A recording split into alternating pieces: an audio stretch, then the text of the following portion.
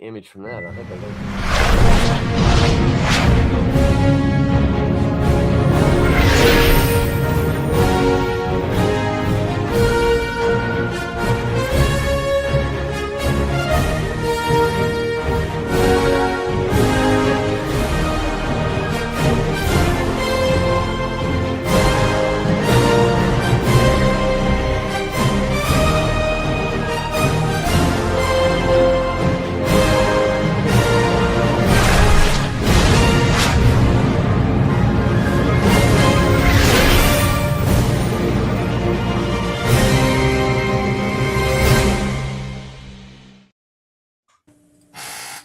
Hello, everybody. Welcome to Silverline Silver Sunday. This Sunday, March the 15th, 2020. The Ides of March. Sure enough, it is, and it's almost what's the 17th? The Green Day. St. Patrick's Day. St. Patrick's Day, yeah. It's only on every calendar in the world. Hi, Roberta. and probably every festival just happened yesterday. And Did anybody celebrate by stabbing in groups? Wouldn't you know? By stabbing in groups. Wouldn't you know? We're having problems with Facebook. All right, remove. Yeah, to Facebook. What it? All right. It's very meta. Let's see if I can. All right. I got it. All right.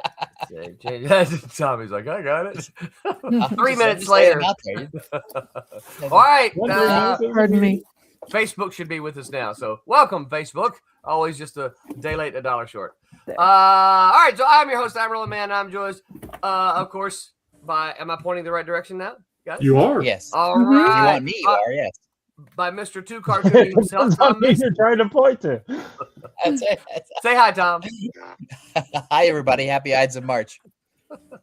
And we are, of course, joined by militarygazette.substack.com, Mr. Man in the mic himself, Mr. Mike W. Belcher. Say hi, Mike. Hi, everybody, on this Cartoony Sunday. That's right. Right. And we are joined by Color Supreme, Miss Roberta Conroy. Hello. Say hi, Roberta. Hi. How are you doing this Sunday? Not bad, thank you. That's good. Mm-hmm. And we are joined by It's Toon Time with Tommy, Mr. Thomas Flormonte. Say hi, Tommy. Howdy do. I'd watch that show. Howdy do. I'm trying a new microphone. How's it sound? No. Okay. What'd you say? It sounds. It sounds like you're in the 1940s. I didn't hear the doo-wops behind him. Oh, that's 50s. Doo-wop. Yeah, that's All good. right. It didn't work. Sorry. That's okay. All right, let me show this screen here. We're back at full strength, by the way. You do what? We're back at full strength. All 5 of us are here. We are. That's right. Mhm. Yeah. Here we go. This is your con report from That's the pre-setup. Tommy sent this message on Facebook. Said, "I'm set up and ready to go." Basically, he was trying to tell me and Jose, "I'm ready. Where are you guys?" No, I spun over there on Friday around lunch just to go ahead and get all the big stuff set up real quick. So yeah, this was we had ShadowCon this past week. I got all kind of pictures here. All right, this is a guy who I've been trying to get onto our show, y'all. This is Mr. Bill Black. Yeah, I thought you might know who he was. So yeah, it's Americomics. He is. Yep, that's right. And you know, he did. I don't know if you guys know it or not, but he did work for Marvel back in the day. He's a good inker. He is. And he's a good dude, and I've been trying to get him on, and he basically he just says, "Yeah, I don't do that stuff." I'm like, come on. So he's one of the original guys to take public domain stuff and rework it, make new characters. Yep. Anyway, he's these are by the way, these guys are these pictures are courtesy of Mr. Jeff Whiting, who is right here, right here. That's he won't come on either. Nope. You guys probably recognize his name, all you Ultraverse fans and Malibu fans out there. Now, Jeff was but he did a whole bunch of inking for us back in the day. I know the things I know of that he did off the top of my head. Well, he inked the Ferret over Dean Zachary, and he did. I think he did a lot of prototype work over Roger Robinson, maybe. Maybe. Yeah. He's got there's a Terry Austin quality to his line that I like. Yeah. Anyway, Jeff was there with his camera taking lots of pictures. And this is, of course, a friend of Silverline. This is Cliff. Believe it or not, I don't know Cliff's last name. We just I call thought it him was Cliff. Sam Elliott. We just call him Cliff's Comics. He runs a comic shop. He runs a comic shop, and he is Haley has been out there and signed autographs at his show. He is like I said, he is a fan of Silverline. By the way, for all of those who wonder where you can get your Silverline comics, he orders through Filbo Distribution, which is what you should do as well. And he told me, he said he's been ordering through Filbo, so no complaints there. So since you don't know his last name, what do you call the guy at the gas station? Is that Joe Gas? Yeah. Okay. And Tommy is Tommy Inker. That's That guy, Tommy, that guy. Yeah. Let's see here. Oh, and this is the after dinner. You know how you always get together after the show and solve problems, right? Yes. So this is our pal from Cosmic Times, Mr. Martin Pierrot. You guys he's been on the show as well. Yes. And you guys probably remember him, Mr. Steve Conley. He has been on our show as well. That's some dude. This is Javier Lugo, who is an artist who does a lot of stuff. He's working on we haven't really announced it yet, but he's working on Chivalry for us, which is written by It's not dead. He's not dead. It is not dead at all, but it's written by Ron Fortier. So we got together and Tommy, would you say we solved all the woes of the comic book industry? We had plenty enough time to do so. We started off when the show got done at 5. We were all sitting down eating at 6, and then at 10 o'clock, my wife calls and said, "Are you coming home?" Just one more problem to solve, dear. The people in the shop. We kept seeing groups of people would come to eat, and then they would leave, and then a bunch of another group would come, and then they would leave, and then then eventually, right. I'm going to throw Renee under the bus. She actually called. She said, "Tommy, I want ice cream." She did. And so I met her at the ice cream place before I came on home. So. She said, "Come pick me up and let's go get ice cream." Well, I told her that we'd go get ice cream after I was done eating, and it was true. We finally got at 10 o'clock. We probably went and got some ice cream. It's like a Hallmark story. Yeah. Yeah. Hey, Martin's got a new Kickstarter up at called Turbocharged Teenager at Kickstarter. He sure does. Oh, look at that. Martin's here, actually. Martin says, J-Dog, talking about, Jeff Whiting. Hey, Martin, post a link to your crowdfunder, man. It's got 2 days left. That's right. 2 days left. Post a link so that we can share it with everybody here. And you guys get over there and back it if you can. Share it if you will. Atris Docs says, "Hi everyone, what is up, Atris? Thanks for hanging out with us." And of course, Pops Madness Entertainment Group says, "Hey, What's yo, up, Mr. Pop? No. what's up, Pops?" So ShadowCon was fun. I did hear Tom say that the attendance was down just a little bit this year over last year. Didn't know why. Couldn't guess why. But I know he was a little disappointed. But one of the things that he said is they came and they stayed. Where a lot of times, folks will come in and they'll do their little thing and then they'll leave. These folks came in and they hung around for a long time, because I know I saw several of them. It wasn't a huge place, but I saw several of them walk around multiple times. Because after you give them that first pitch, they walk around. The only thing you really do is go, "Hey, what's up?" Yeah. Like me yet? Right. Like me yet? Found any more money? That's the ATM right down the street. Rowan got to work on his pitch several times on the same person. And then there's ninjas. It didn't work this time. right. They come back by, and there's ninjas. Okay, this one didn't work. Let me try this one. Try again. It's always workshopping. There's ninjas. That's right. Martin says Kickstarter project at Cosmic Times /Turbo. So you guys get out there, go to that link right there at the bottom and check it out. It's such a good concept that when I first saw the link and saw the project, I was like, damn, I wish I'd thought of that. You're like, I wish that was mine, right? Right. It's because it would make a great TV show in addition to a good comic. I'm trying to get the logo off of your head here, Tom. Where did it go? It weighs heavy on me. Yeah, it's not in bad. Bring You this know, forward. they change the stuff around. It's not under logo now. Okay, it's overlay. Heavy is the head that Oh, wears it's the overlay. Silverline crown. That's right. There we go. And bam. Anyway, I had fun. Sold the first copy of my novel, which I don't have up here with me. Sold the first copy of my novel and signed it. So I was excited about that. It's excellent. Cool. Who got you to do a special signed version of that book? Well, I did sign. Said this is the very first. I kept going, man, that's the first There it one. Hey, Oh, Roberta! No way! I ordered it. It's I all, can't see it. Oh, I hate it's that. all green screen. Okay, well, you could see. There you go. There it is. Hey, thank you, Roberta. Welcome. You'll have to sign it for me. Absolutely happy. You to mean do you that. sent her a copy and didn't sign it? No, I bought it. She ordered Off the it. I internet. ordered it. That's So even I have better. some orders. Yeah. Then Well, I'll thank you, review it. Roberta. I hope you like. You'll have to give us a report once you've had a chance to read it. Yep. Yeah, I think here in a couple weeks here, Tom's going to give me he's going to get the drill down and see if he can't get some more info from it. So Finally, it's going to be my show, and Roland's going to be our guest. There you go. And you know what, We're Roland? going to grill him about what it takes to I write do a novel. like the size. Do you like it? I do. You Nice. made a point to make it bigger. I like that.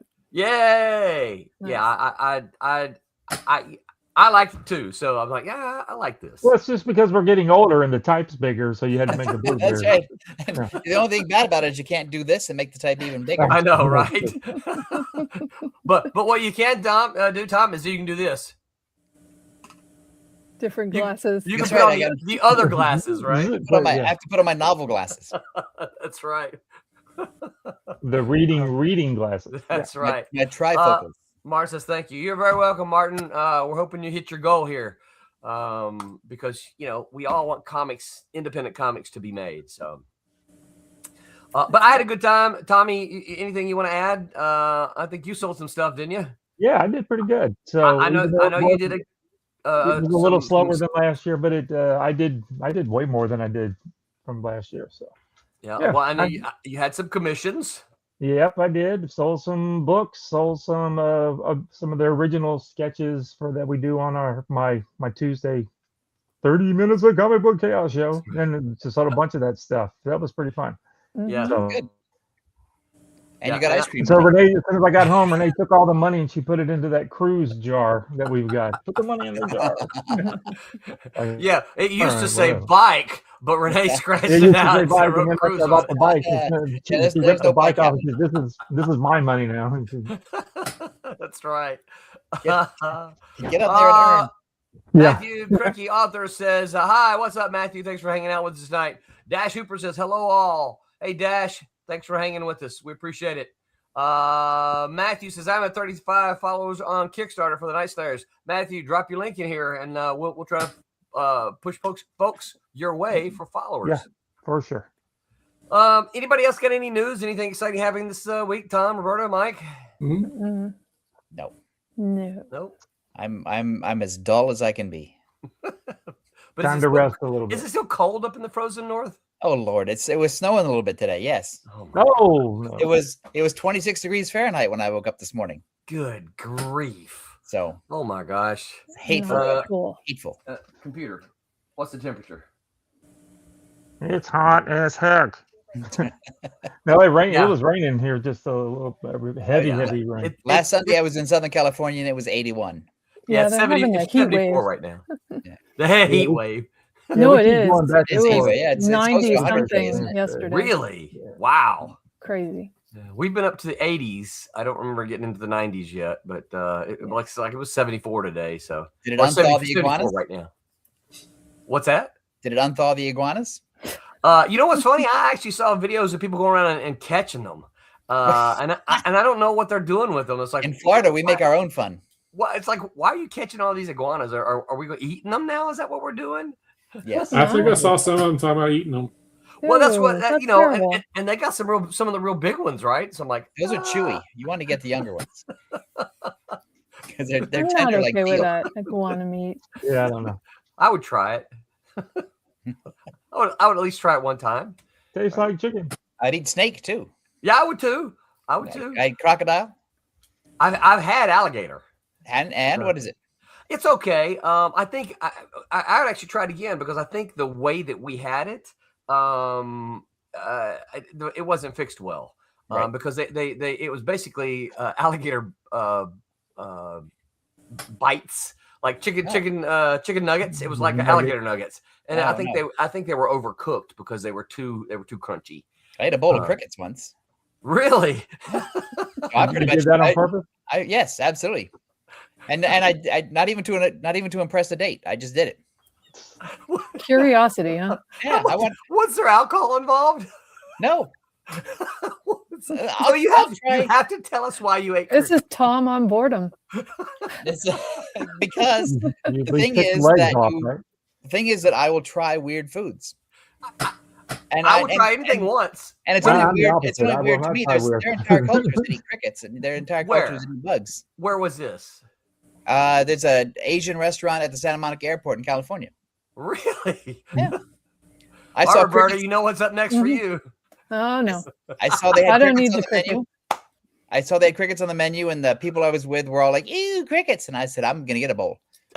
And so I got a bowl. I ate some crickets, and I'll tell you, they're like potato chips with the antenna. Oh, So, Interesting. sounds yummy. You're the kid that always picked dare, right? food. I'm a food dare. Yeah. Yeah. I had when I had back in college, Tom, you may remember some of the Japanese friends we had. They used to get this. They used to get food shipped to them all the time because they hated our food, and so their parents would send them these big boxes of Japanese snack food, right? And That stuff's good. one of the things that they would just look like a bag of minnows, right? It looked like I'm going to take it and put it on my hook and fish with it, right? They were dried, and so I tried them. And I tried a little dried octopus, and I tried seaweed. That's not an animal, but Is that what happened to you while you are the way you are now? That's right. Yeah. but I like seaweed. it might not surprise you, but they tasted very all of it tasted very salty, seafoody, oceany. Yeah. That sounds So, good. And they make It the all best Kit tasted Kats like over dirt. there. Yeah. So yeah, I'm. So Tom, have you ever had snake? No. No, I haven't either. But I would try it. I hear rattlesnake's pretty good. Tastes like chicken. That's what I hear. Yeah, I would try it though. David A. Scooterus says it's still super hot here, Tom. Excellent. That's There what I you like go. to hear. All right, Matthew says you can read the first few pages of the Kickstarter over on Global Comics or more through their website, thenightslayers.com. So go over there and help Matthew Cricky out as well if you can. Atris Doc says, I'm sure there's at least a few Florida Man articles with iguanas involved. I would bet so I'm too. sure. Pretty certain. Hey, Tom, what beverage pairs well with crickets? You'd be surprised, but it's a Coke Zero. Coke Zero. Because you Too don't need the nasty, sugar Dennis. with Go for it. That's right. You don't need the alcohol to help the crickets go down.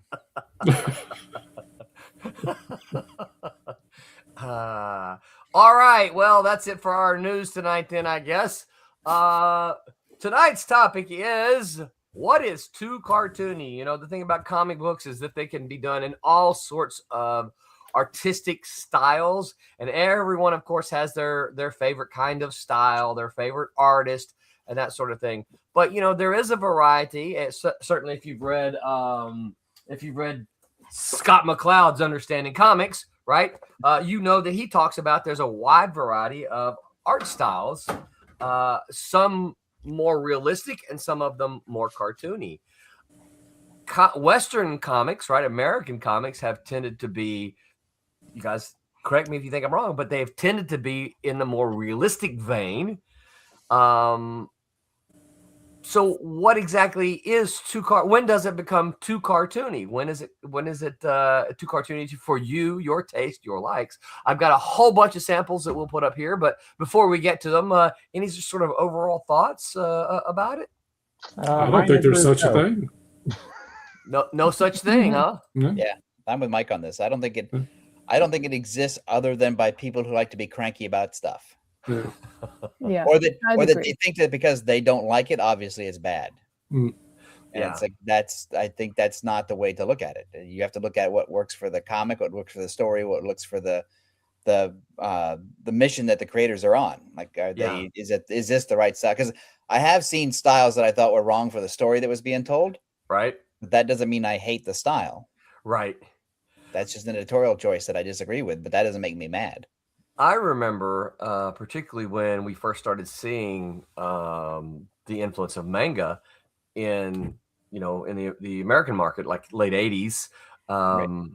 I remember hearing people say that they didn't like manga because the art was bad, and Bad. They just don't understand. right. Right. Now,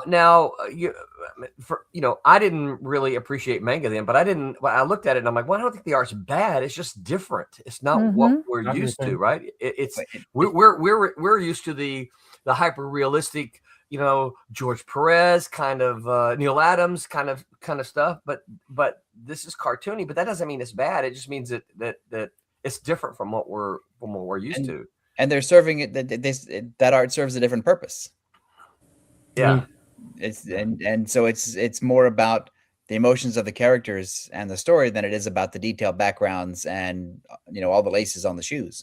Yeah, I don't think the art was ever something that turned me off on manga. It was the aesthetic. It was just the types of stories. I just never clicked with me, but the art was always, you could tell that people really put their work into it. Well, it's hard for me to get interested in a comic book about golf. Well, that's where you're just wrong, because there's no bad subjects. It's just you're not interested in golf anyway, though. It's not like you're a big I'm golf. not. It's not like you're a big golf fan and manga just fails you. It's more like you're just Right. Yeah.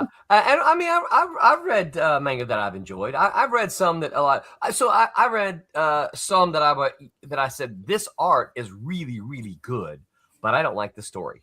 Right. You guys all know who Junji Ito is, right? he's the horror guy. Yes, he's the horror guy, right? I've read a couple of different things by Junji Ito because there for several months I had several students who was reading it, and I would look at the artwork and I would go, "Wow, this is really, really nice artwork." But I'd read the stories and I'm like, "Yeah, I don't." One of them was about it's called Uzumaki, right? But translated, it means spirals, and basically, it's just this town that gets captivated by these spiral designs, right? All these spiral designs, and ultimately the spiral designs suck them in and kill them. And I'm like, Yeah, that's They awesome. should have known better. I'm like, Yeah. they should have known better. That's like those magic pictures from the 80s where you look at it and you stare at it long Yeah, enough and it shocks becomes your like eye. a building or whatever, and then it kills you. Oh, look, it's the Enterprise. That's right. That's right. Yeah. You have to cross your eyes and look at it. You It's have a to look monkey. through the drawing. Yeah, I love those things. Yeah, but I didn't like I didn't like the story. But it doesn't mean the artwork wasn't any good. And Right. certainly there are a lot of people who do like it because it is horror. But I read it, and I'm just going, this don't make no sense to me. And see, in Chainsaw Man, his face is a chainsaw. Right? That's more than enough for me. Like, I'm already sold. Doesn't that tell you everything you need to know? Everything's does. right there. That's a 2-word pitch. His face is a chainsaw. Chainsaw Man. His face is a chainsaw. Dash Hooper says there is no such thing as too cartoony. Dash is my Mhm. man. Yep. I agree. Here we go. Atris Doc says, do you all notice any bias with cartoony art regards to? Oh, this is a good question. Well, any bias with cartoony art with regards to age group? I notice people think cartoony means for kids, gritty means for more mature audiences. What say you, panel? No, No, Yeah, you don't notice that. I don't at think all? that's true. no, I didn't. I think people think that, but I don't think that's Okay. Yeah. Gotcha. Roberta? I totally disagree with that statement, because I feel like, that may have been at one time a thought, but personally, and everything I've seen for adults runs a gamut of cartoony to Yeah. realistic to whatever. There is no, oh, that's only for kids. I think I agree with that. I think in the 90s or so, it was, Batman was one style, But if you did Batman Adventures or Batman Animated, that was a simpler style. Yeah. But now it's like, well, Batman, Absolute Batman is built like a double wide trailer. Yeah. And he's, you know, he's made of stainless steel. So it kind of looks like a refrigerator with a cape and a cowl. So what is that, cartoony or is that realistic? And it seems like the line is sort of blurred between, because cartoony doesn't necessarily mean simple. Right. Yeah. Mm-hmm. And it doesn't necessarily mean caricature. So would you say that's kind of what comes to mind when we think cartoony? I think some people do. I don't. Yeah. No. I don't. I don't use that slur, cartoony, to define my art choices. Right.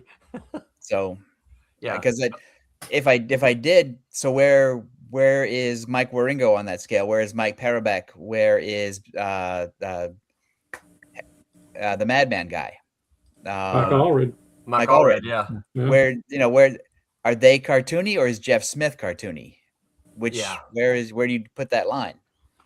Yeah. And so I'm more interested in the story that the creators are trying to tell. Yeah.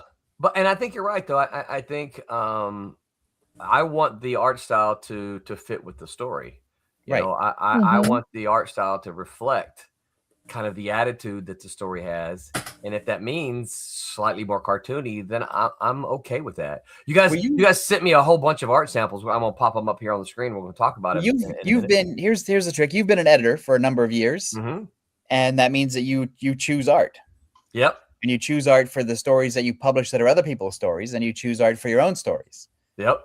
And you get to a point where it's like, intuitively, this is not what I'm looking for. Right. Yeah. It's not that it's not too realistic or not too cartoony. It's just like this in it. Right. And it doesn't mean that, your art sucks or your style sucks. It's just like, it won't work for this particular story. Right. And because you guys have been on me long enough, if ever we stumble across an artist who's like, oh, that you're not, who wants to work for us? But I'm like, hi, your style doesn't fit this the story that we're looking for. The thing I need right now. The thing I'm going to do is I'm going to say, hey Tom, I got an artist that draws like this. Yeah. What do you got? And then we're gonna ask guys like Martin, or we're gonna ask other guys who are just like looking for artists. It's like, hey, this is a guy you should look at. And style can defy expectation. Yeah. Because look at the Transformers property. Yeah. For as long as the Transformer property has been around, you have the guys that did it by using straight edges and curves and making those the vehicles very pristine. And then a couple of years ago, you got Daniel Warren Johnson comes along, and there's not a straight line. It's very organic. Yes. It's sketchy, but the characters and the stories are just as good because his style defied what you thought a Transformers comic ought to look like. Because there's heart in it. He put a love of the characters into it. So you could tell he didn't use one straight edge to block out those cars or those vehicles or those frames. It's very organic, but it worked. It worked really well. Yeah. Hyper Potato says, like and subscribe, kids. What is up, Hyper? We have missed you the last several weeks. Good to see your Trusted potato eye patch dog showing up on our thread again. And he says his face is a chainsaw. Sold. That's all you need to know. Exactly. David A. Scudero says, look at Mouse. It's cartoony, but for mature audiences. Yes. Yeah. Mm-hmm. And I think the cartooniness enables it to deal with a difficult subject without being overwrought. Yeah. It sucks you in and it breaks your heart, but it doesn't really hit you in the face. Yeah. Dash Hooper says, I am 52 and there's no bias on my part. There you go. That's good to hear. Yep. That's good to hear. Hyper says, what about books with contrasting styles? Michael Golden drew equipment realistically in the Nom, but people were often cartoony. That's yeah. Mm-hmm. I loved the Nom. Yeah. And it was effective. Yeah. I think because he got the details right about the military, but he used the cartoony sort of style to portray the emotions. Humanity. Yeah, the humanity. Yeah. There you go. Mhm. Yeah. So I got a whole bunch of so I went through them really quickly just before the show started, and I noticed Mike and Tom sent me most of them. So Roberta and Tommy, if y'all sent me any, I'm not intentionally leaving you out. I just don't remember who sent what. Yeah. So Me and I'm Tom gonna- got competitive. Yeah, we did. Yeah, I saw y'all that. sent so many. There wasn't any reason for us. Oh, to send yeah? any. This is I'll why see. I shouldn't drink in the afternoon, because then I just start sending rolling files. I see your Mike Waringo and raise you one Jeff Smith. Yeah. I knew Mike was going to lay on the Will Eisner stuff, so I only posted one image. All right, so I just tossed these up here in a window, and if this is yours, talk about it. Who is this? So this is Alex Toth, inked by Terry Austin. Okay. This is My Superman. goodness. I mean, look at that thing. That's crazy. It doesn't. It kind of. I mean, it's definitely Alex Toth, but it's probably the more detailed stuff that he's done in a long time. This was, I forget what year this is, 90 something, but it's incredible. It's terrific storytelling. Look at the way he tilts the panels and the way he uses the word balloons and the way he builds the action out. It's just, I mean, that's all. And look at that ink work. I mean, it looks my like God. a big mess, but you look at everything is defined. Everything is popping out. Yes. Those suitcases are popping out at you. Everything is so dimensional. I mean, there's a lot of work in that, and it's amazing to look at. And it's not made for black and white, although it looks great in black and white. It's made for It color. looks Color like will make color that thing would pop. improve the readability just a little bit. Yeah. Just quicker. Just Separate make it it out, quicker. Yeah, so you know what you're looking at. This was a piece that was up for sale on Heritage Auctions not that long ago. That's where I pulled it from. So it's now at your house. I was going to say, yeah, now it's at your house. Is it still up on Heritage Auctions? I didn't dig that deep. I'm just amazed at the look of it, That's Yeah. cool. because it's a Toth job that I was not familiar with. Heritage Auctions can have a lot of really great art up there sometimes. Yes. You just wonder how the heck is that still there? And then sometimes I look at the price tag and go, "Oh, that's why it's." Also, it makes me hate my life and my decision making process, because years ago I had opportunities to buy original art that is now $1 million, and I think, well, I didn't need to invest in a job. I could have just bought some original art and then sold it. Yeah. So I don't get. None of us here think this is too cartoony, huh? No. Oh, No. no. Not at all. No, it's expressions. I mean, it's just, like I said, that's comics. Yeah. Yeah. All right, who's this? This is Hugo Pratt from his book Quarter Maltese, designed for black and white, published in, I think somebody's going to correct me, he's French or Belgian. Quarter Maltese is one of the long-running adventure graphic albums produced in Europe, and it has a very European, obviously has a very European sensibility. But I mean, look at it. It's beautiful. Yeah, it really is. Storytelling is great. It's very cinematic, but it's also leisurely paced. He's not punching anybody. He's not shooting anybody. Yeah. And relatable. Very the humanity is just kind of leaking out of it. So, like, look at this panel here. You can feel the ocean breeze, can't you? Yeah. Just looking at her hair, The hair. you can feel that ocean breeze. And they drop in some seabirds. I mean, look, his hair's blowing in that direction, all wonky, right? And hers is all blowing here. You can see her scarf blowing, right? Yeah, you can. It looks like they're saying goodbye, and now he's all alone. Yeah. And also, you can tell by his hunched over body language. He's, Yeah. Yeah, because I can't read any of this. I can read Maltese. Yeah. Well. But then he's alone in the last panel, so. Yeah. Just him and his birds. Yeah. And the bird. Yeah. No, it's beautiful work, and not at all. I mean, it's not as detailed as, say, the current X-Men book is, but right. It does the job, and it does it in terrific fashion. Yeah. I love it. Yeah, I do too. Tommy Hyper says I need a Kablam hat for Heroes Con.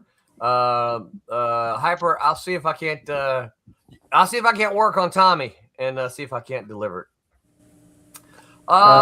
David H. Gutierrez says Pratt and Milo Manara are masters at quiet cinematic moments. Yep, Mobius too. Yeah. Yeah. All right. Here's. Oh, I know who this is, right? This is Dave Sim from There you go. Cerebus. Yeah. Yes. Yeah. I mean, look at that pacing. I mean, it just, you just can't get that with realistic art. No. Yeah.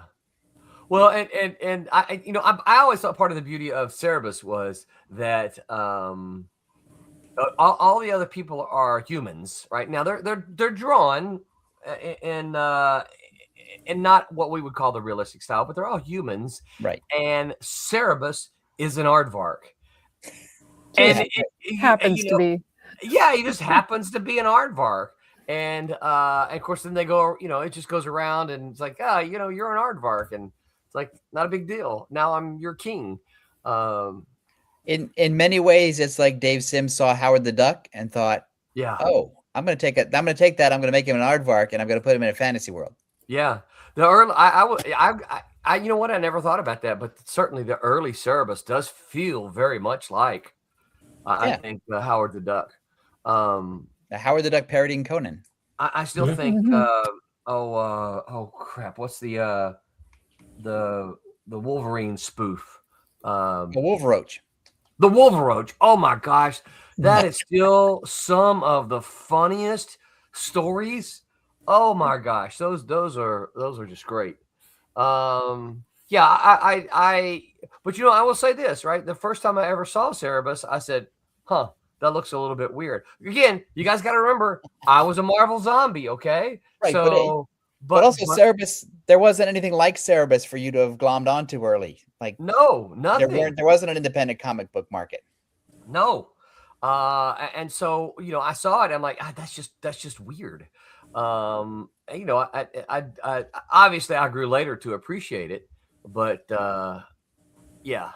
All right, who's this? Oh, that's me. That's Harvey Kurtzman.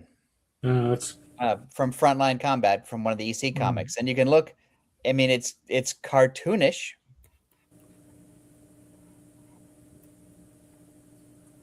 Characters have the round shapes, the round heads and the round shoulders, and a lot of round forms that he uses. And it's very effective in black and white. The way he spots his blacks, the way he makes the black pop against the logo and the folds in the character's clothing. But he's primarily known as a cartoonist. He did Little Annie Fanny for Playboy, and he did a bunch of other cartoon stuff.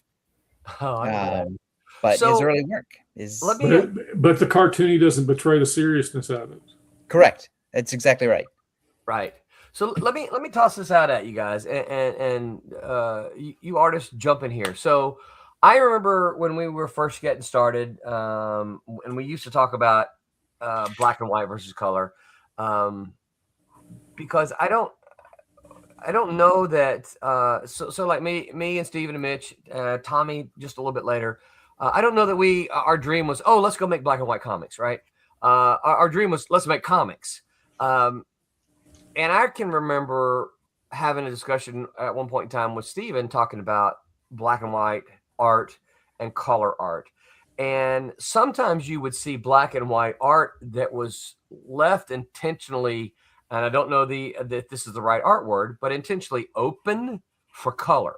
Yes. And then hold on though, then you would see other artwork, even similar artwork, in which it was black. Right, there was a lot of blacks like this, and I remember Steven saying, the problem with the open, and Steven, if I'm misquoting you, please jump on here and say, but I just remember this for a long time.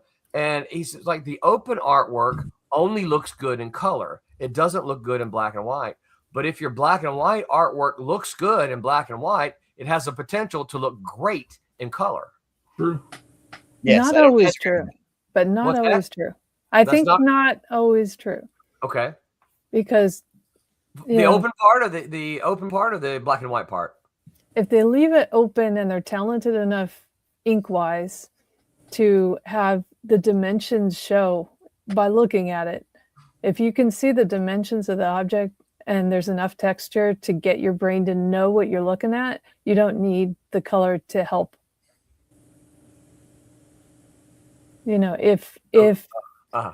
If there's a lot of panels and it's too busy, I guess sometimes that does help. But yeah. But I think if your line work's good enough, to show texture and to show, the subject matter in kind of the order you need to look at it, you don't need the color to help it. Yeah. Yeah. Other thoughts? Anybody else have any thoughts on that? I just remember that was a conversation with Steven in which it stuck with me for a long time. I think if you look at Cerebus, you could say that it was drawn to be black and white. Yeah. And I think the problem with early independent comics is a lot of those creators wanted to break into Marvel and DC, so they were essentially not drawing for black and white reproduction. They were drawing for color, just leaving the area open. Yes. So that Right. like they would if they were Marvel or DC. Right. And there are creators who specifically create black and white comics for black and white reproduction, and I think I think Mhm. Cerebus is one of those. yeah. Yeah. Yeah. You got a lot more texture and everything in there. Yeah. Right. I mean, this book is just, if you look at this page, even this whole thing is, 1, 2, 3, 4, 5, 6. The first 6 panels are all solid black background. Right. And if you go to the Alex Toth double page spread, that's clearly drawn for color. I mean, you can make out the detail, but there's a lot going on. Yeah. And color, I mean, it's beautiful. However, color would really help separate out everything. But here's the thing too to notice, right? Is that even there are places here like this leg here, this shadow. He could have left that up for color, Right. But he chose to fill it in with black, and I just think that it helps because it looks good in black and white. Right. It's going to look great in color. Well, also the way he has spotted the blacks, it does, like Superman's punch pushes you to the right. Yep. And also the spotted blacks on the chairs and his leg pull you over to the right as well. There's more solid black on the right than there is on the left, and it goes in sort of it's got that Z pattern that we're supposed to have, right? When we read. It does. Yeah. I think Alex is going to become somebody someday. that boy has potential. He does. That kid's going places. All right. All right, then here's one. Let's before we get there, you guys look at it. Atris says, I think everyone pictures something different when they hear cartoony. Depends on what you grew up with. I tend to agree with that. I think every I don't necessarily also say it's it says depending on what you grew up with. I think it's probably regional as well as generational. Right? Yes. Because I don't necessarily go ahead. Well, because all the Warren magazines that most of us grew up with were all black and white. Yeah. And they were drawn for black and white. Yeah. And all those early Conan magazines were all in black and white. Yes. Let's see here. Hyper Potato says there was the issue where Corto Maltese confessed to his lady friends. Oh, that was the issue. He confessed to his lady friend that he loved the gulls more than he loved her. Very powerful. See, we can depend on Hyper. He knows exactly which issues are from. Thank you, Hyper. So we got the wrong story by looking at the art. Adrian says, Roland, when sharing screen, your face is behind the QR code. You temporarily become a talking duck. Well, is that cartoon? Is that too cartoony or not cartoony enough? I don't know. Is that a complaint? I don't know what that is. It's Roland the duck. I'll put Tommy behind the code. Just That's kidding, all right. Tommy. Just kidding. Thank you, Atris. Yeah, I assumed it looks like that on my screen, so I assumed that's what it was. And you don't need to see me. You just need to see the others. All right, what about Jeff Smith's bone? Cartoony, right? Yeah, drawn for black and white too. Yeah. You know what we should have done? We should have done okay, wait. Okay. Well, we should have done a scale of cartoony from 1 to 10. 10 being hyper cartoony and 1 being not very cartoony. 10. Well, to me, yeah, I would say this was a 10 also. Yeah, it's like the Cerebus thing. It had cartoony elements, but Cerebus was like rendered, like a full detailed, realistic inks and stuff. Bone, even though it had, a lot of the backgrounds and stuff were still kind of more detailed to him, but Bone in his buddies and stuff, they were definitely cartoony. Yeah, the human world. So Tom, you said it was done for black and white, but if I remember correctly, didn't it go to color pretty quick? Yeah, once Scholastic Eventually. picked it up, they reprinted them in graphic novel trades. Yeah, didn't Image pick it, print it at one point where they were running it in color too? I think, didn't they? It's short. It was very short lived. I think he went back to self publishing pretty quick. Yeah.